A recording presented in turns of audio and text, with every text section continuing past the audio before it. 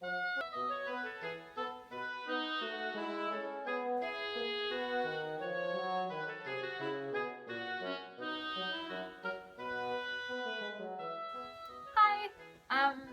today I'm making a petticoat for my 18th century outfit. I'm basing this off Angela Clayton's video on how to make an 18th century skirt, but I'm adapting it for my own petticoat. And I'm doing this one first because, you know, you can do as many petticoats as you want, but your petticoat won't be seen from the outside, so it's going to be good practice for my actual outer skirt. Also, I'm going to leave Angela Clayton's video in the description down below because it's really helpful. So if you wanted to look at her video, it's down in the description. So if you want to see how I made the petticoat, then keep watching. So today I'm going to be doing my first petticoat. I just finished the pockets and I decided that I'm going to keep with this sort of creamy yellow theme that I accidentally carried out through the corset and the pockets, because if you have a look, I accidentally matched up these colours. They're not a perfect match, but they're pretty close. And even this piece with that piece are almost perfectly matched, accidentally. And then this, although you can sort of see through it, all the scrap material that I put in it, it's made from both that ribbon, which is in there, and the cotton that I used there. So it's sort of a creamy yellowy colour that I'm going to put through, but for all the rest of my undergarments. So I bought, I think this is, I believe it's cotton, poplin, but it matches up pretty nicely with that yellow and very well with the ribbon. Polycotton bias binding that I'm going to use for the waistband for the petticoats, because it works really well with the pockets. These, when you cross them over, they stay in that place even before you've tied the knot. I also got this colour as an outer, not outer layer, but the layer before the outer layer. It's similar to the colour that the skirt's going to be, except this is a lot more neutral, which means that I will be able to use this with other outfits. Both of these will be really good for other outfits. These are my two colours that I'm going to be using. I got 2.5 metres of the cream one and 2 metres of the grey blue one. I'm not sure whether that'll be enough. Hopefully it'll be enough, because I'm going to pleat it. Cool, so now I'm going to measure from just past the side of my waist to just past the other side of my waist, so that I can figure out how big my pleats need to be by figuring out how wide it needs to be altogether. Cool, so now what I'm doing is I'm wearing the necessary undergarments that I'll need to make the shape, and I'm just taking measurements from my waist to, I'm doing straight down to the top of my shoes. And the reason that you measure all the way around is because obviously with the padding, this part is going to need that much more width than this one needs. You want to put it at the point where you want your waistband to be, and then you don't want to lean down to look at the measurement, because when you do that you're moving the tape, obviously, so you're going to get a much shorter dress than you mean to. So what I've done is I've got my tape and I've just stepped on it. So I just am lifting it up, and then you get some slack so that I can loop my foot. So it's like that. And then hold it until it reaches the floor. And then I can let go and bring it up. So pop it at that place. And then my foot's on it, so I can lean down and have a look at it, because the tape is like stuck in place. It's not going to go up or down or anything. So my foot's marked it. So it's 41. I can do it on the back as well. If I pop it in the same place. You really want to make sure that the tape is straight. And that one's 43. You have to do the front, the back, the side, side front and side back. If you want a whole video about this in detail, then watch Angela Clayton's video. It's really good, that's what I'm using.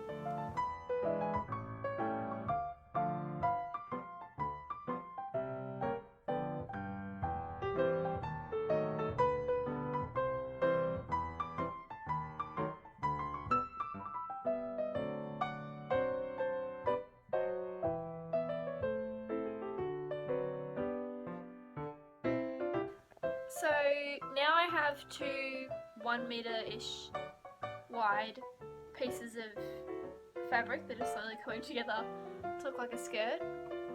What I'm going to do now is, so I've measured my waist to figure out how long or how wide I need the strips to be, and now I'm about to pleat the pieces until they match the width that I need.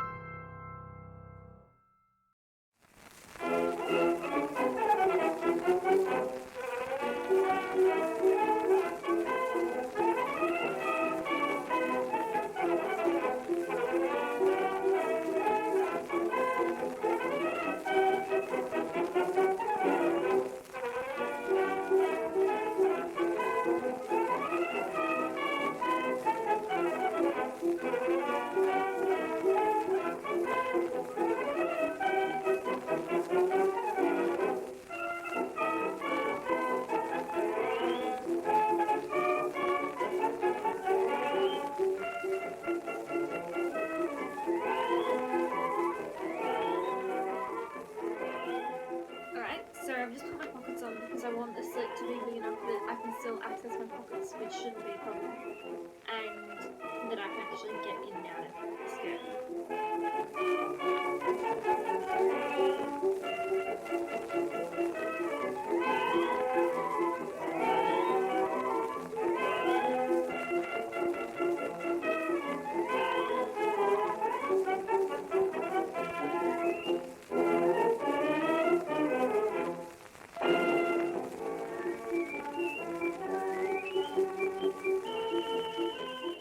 So I just realised that I've made an error. As you can see, this is the inside because the box plate is reversed. But the raw edge is accidentally facing out. It's not only that, both whole side seams have been done inside out, which sucks. And I don't know what to do. I don't want to have to unstitch the entire thing, but I'm thinking if I do what I think is called a French hem, or French seam, where you first sew it the wrong way, and then you turn it inside out, and then sew it the right way so that there are no exposed seams, or like raw edges. And then it will look like I've done it on purpose rather than, I'm covering it up.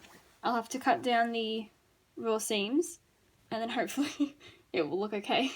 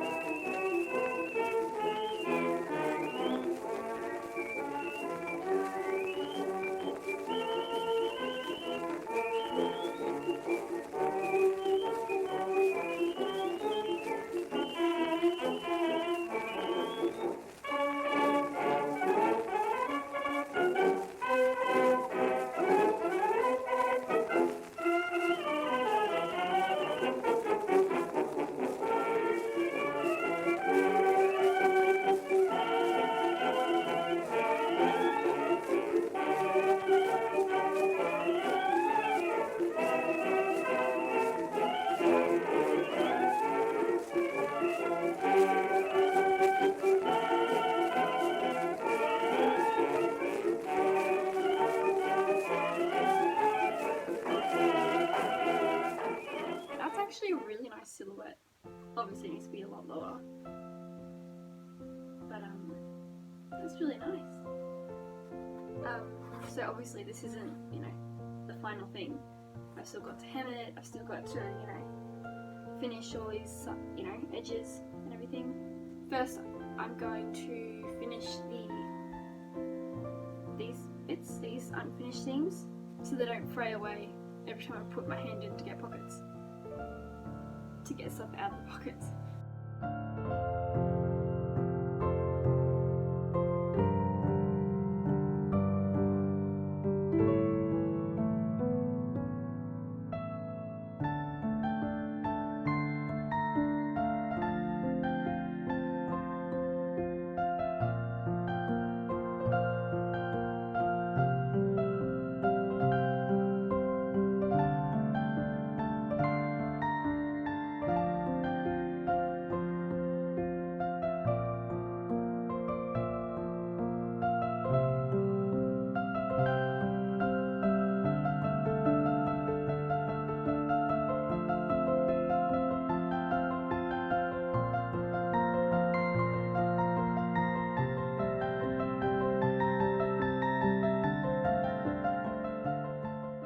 So you can see here that clearly the panel is overlapping way too much to the front, where it should be at my side, and again with the front panel it's overlapping way too much to the back, so I ended up having to replate both panels to make them fit, because they were overlapping like this, and it meant that I couldn't really reach my pockets with these, and it was just really difficult trying to reach all the way to the middle at the front and then all the way back again to try and get to my pockets, which should have been much easier, because the seams should have been overlapping by maybe ½ an inch at my side.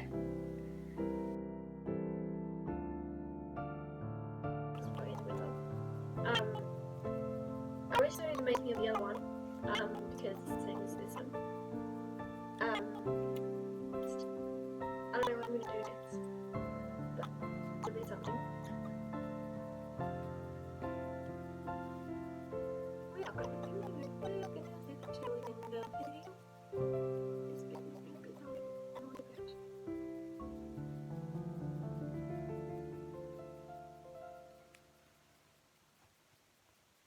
My ears are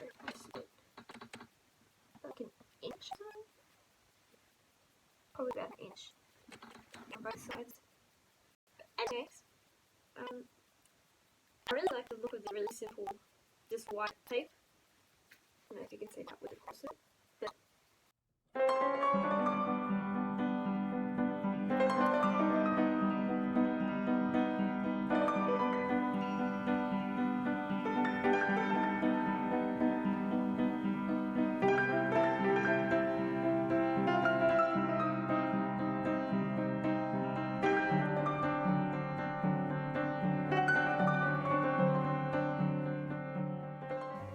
Hi, so it's now the 13th of August.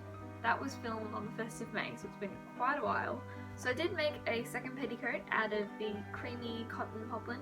I won't show you that because it's the same process with very minor alterations. It's designed to go under this like green tealy one that you've just seen. So it was designed so that the hem can sit level without a bumroll underneath it, so it can be used as an under petticoat. But if there's a petticoat over the top of it, like the green one over the top of it, it can be used on top of a bumroll. It just hasn't got a level hem beneath that, so that's why it needs another petticoat on top of it. The cream petticoat isn't full length, it's about mid-calf, and that's to replicate a working woman's wardrobe of the 18th century. So working women had slightly raised hemlines, and that was to account for their need for ease of movement, and that was because they needed to work quite a bit, and so it was easier to have a raised hemline because that meant that they wouldn't step on their hems and ruin their skirts, which have to be durable. I can't remember which tutorial I used to make the cream petticoat. It was potentially Burnley and Trowbridge's tutorial series. Even if it wasn't, I'll leave a link down in the description because it was really slow paced and descriptive, which was really helpful. So before I talked about making a quilted petticoat, so soon I'll release an accessories sort of video where I go through all extra little items and things in my wardrobe that pull the outfit together. And in that video I'll put how I made the quilted petticoat. Be warned, however, that like many of the items of clothing that I've made and that I will make in the coming videos. The quilted petticoat isn't quite historically accurate. Actually, I'm pretty sure that quilted petticoats aren't even an 18th century thing. I'm pretty sure they're 19th century. But actually quite effective, and I get cold really easily, so it feels a bit nicer to wear a quilted petticoat than to wear my pyjama pants under my outfit, because it gets really cold. And by really cold I mean I'm Australian, so it gets down to like 5 degrees or like 2 degrees in some places, and that's hard for me to deal with. But some places it gets like -15 regularly of winter, which is... I can't imagine trying to wear this in winter in like Scotland where Outlander takes place, or just anywhere in Europe in the middle of winter. It'd be so cold. Anyway, let's get back on track. So because this video is already over 15 minutes long, the last video in the Outlander series will be completing my outer petticoat. There's nothing extravagant or particularly intricate about the outer petticoat. It's just the last one that I made. It's the one that I wear over the top, so it's the actual one that you'll see. And it's the only one that I actually use just linen in, like just a natural fibre. I think it's just linen and cotton in that one. So this was just the last petticoat that I did, because it's the one that you're going to see, so I wanted it to look pretty good, pretty decent. And I got a lot of pleating practice from making the petticoats, as well as practice measuring over a bum roll, which is sort of important if you don't want your petticoats to be seen. For the next video onwards, the clothes start to change into a different colour scheme to the one that we've had so far, because we're transitioning from undergarments to visible pieces and outerwear. So the undergarments are sort of done now. The cream petticoat is the last one of the undergarments that follow the undergarments colour scheme of like sort of white and that creamy yellow. The quilted petticoat, I decided that I would make it out of a sort of creamy felt, so it actually really does match very nicely. And then the tealy petticoat sort of, it isn't quite matching the colour scheme of the outerwear, but it matches that far more than it matches the rest of the undergarments.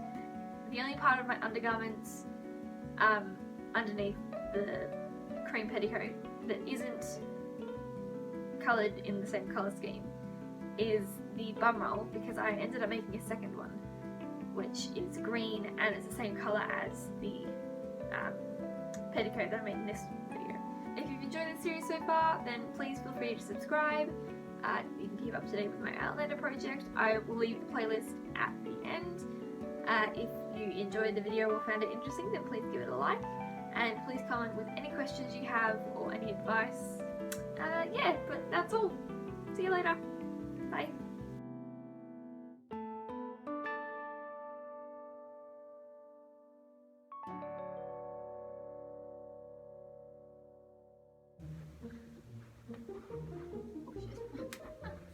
Skirt just came undone.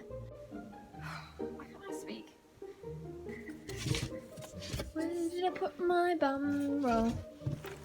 Where did I put it? Yeah! I love this bit.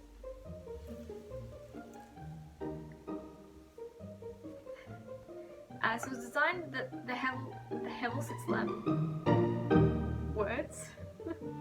So it's designed so that I was gonna say level sits hem. Can't do this. So it was designed so that the hem sits level. It's designed so that the hem sits level. Okay, let's do this. So it was designed so that I can't speak. So it was designed. What? So the cream petticoat isn't full length. It's about mid-thigh. Not mid-thigh. That would be a tiny petticoat. So the cream petticoat isn't full length. It's about mid-calf. Stop talking, please. Thank you. I can't quite remember which I can't quite remember which. I can't quite remember which tutorial. Yeah, words would be wonderful right now. It's the one that's over the top because I used my other petticoats doing the pleating and stuff. Pleating? That's not a word. If you liked it, then please do so. So if you've enjoyed, I told you I wear my pajama pants underneath. I had to refilm this because I had to write a script for it. The original video took 6 minutes. This has taken me 17.